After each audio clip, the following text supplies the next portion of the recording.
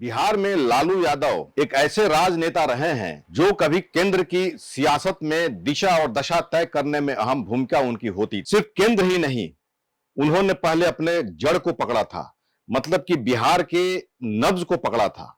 और बिहार के नब्ज पकड़ने के बाद जिस तरह से वो सत्ता चला रहे थे, उसके लिए उन्होंने अपना एक छत्रपों की टीम बनाई थी, जो शाहाबाद, मगध, कोसी, मिथिलांचल, तिरहुत, इस सब एरिया में जो है उनका छत्रपों की एक टीम थी, जिसमें माई समीकरण को उन्होंने अपना टीम में तैयार किया था। खास करके आज हम बात करेंगे यादव समाज को लेकर के कि किस तरह से उन्होंने यादव छत्रपों को उन्होंने तैयार किया था, जो उनका सबसे अधिक वोट बैंक को पोलराइज करने में और सत्ता के करीब पहुंचाने में, सत्ता में बने रहने के लिए उनकी अहम भूमिका थी। मौजूदा समय में यादवों की जो जनसंख्या है बिहार में सबसे अधिक 15% है। और माई समीकरण की राजनीति करते हुए लालू यादव ने बिहार की राजनीति को उन्होंने बढ़िया से खेला, सत्ता के करीब रहे, सत्ता में रहे। लेकिन अब यह सवाल खड़ा हो गया है कि क्या वो छत्रपों की टीम बरकरार रह गई है या फिर तेजस्वी यादव उस सियासत जो छत्रप थे उनको संभाल नहीं पाए। नमस्कार, आदाब, सत श्री अकाल। मैं हूं मनोज नारायण सिंह और आप देख रहे हैं मंथन टुडे।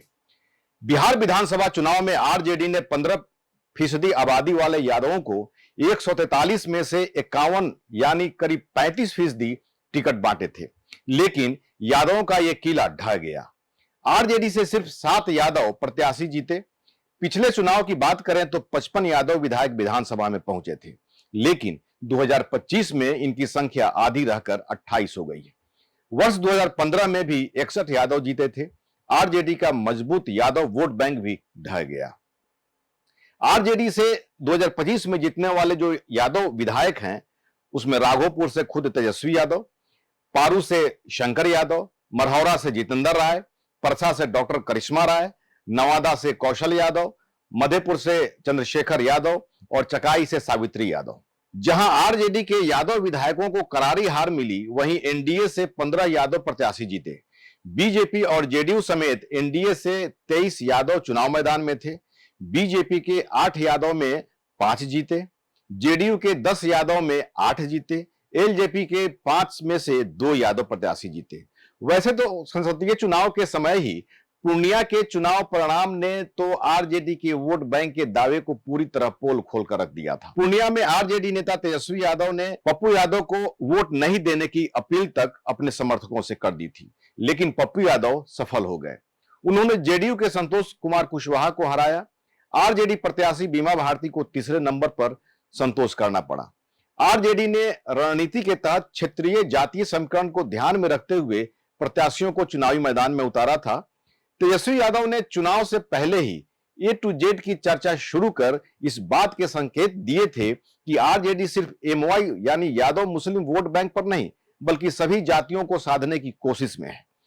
टिकट बंटवारे में भी आरजेडी नेतृत्व वाले महागठबंधन ने न केवल सवर्ण समाज के नेताओं को टिकट दिया, बल्कि कुशवाहा समाज के लोगों को भी प्रत्याशी बनाया। लेकिन चुनाव परिणाम ने साफ कर दिया कि आरजेडी का वोट बैंक एमवाई समीकरण आंख मूंद कर आरजेडी के साथ नहीं आया और विरोधी भी इस वोट बैंक में सेंध लगाने में सफल हुए। उजियारपुर से बीजेपी के नित्यानंद राय की जीत ने साबित कर दिया था कि आरजेडी का वोट बैंक दरक गया है। इसी तरह मधुबनी में बीजेपी के अशोक यादव के खिलाफ आरजेडी ने अली अशरफ फातमी को उतारकर अपने वोट बैंक को साधने की कोशिश की थी, लेकिन फातमी की हार ने इस समीकरण के दरकने के संकेत दे दिए थे। झंझारपुर में बीएसपी के गुलाब यादव और नवादा में निर्दलीय विनोद यादव को मिला वोट भी इस बात के प्रमाण दे रहा है कि आरजेडी का यादव वोटर्स अब आंख मूंदकर आरजेडी के साथ नहीं है। नवादा में विनोद को 39,000 से अधिक मत मिले। सीतामढ़ी के जेडीयू की जीत भी आरजेडी के वोट बैंक के टूटने पर मुहर लगा रही है।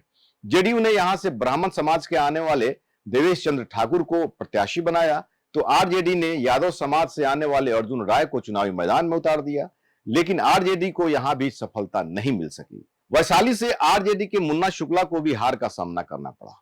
इसके अलावा भी कई ऐसी सीटें हैं जहां आरजेडी के वोट बैंक के दरकने के संकेत मिल रहे हैं। तो इस तरह कहा जा सकता है यादव छत्रपों की जो टीम बनाई थी वो कहीं ना कहीं दरक गया है और तेजस्वी उसे संभालने में सफल नहीं हुए हैं। हमारे चैनल को लाइक करिए, सब्सक्राइब करिए और अधिक से अधिक शेयर करिए। बहुत बहुत शुक्रिया।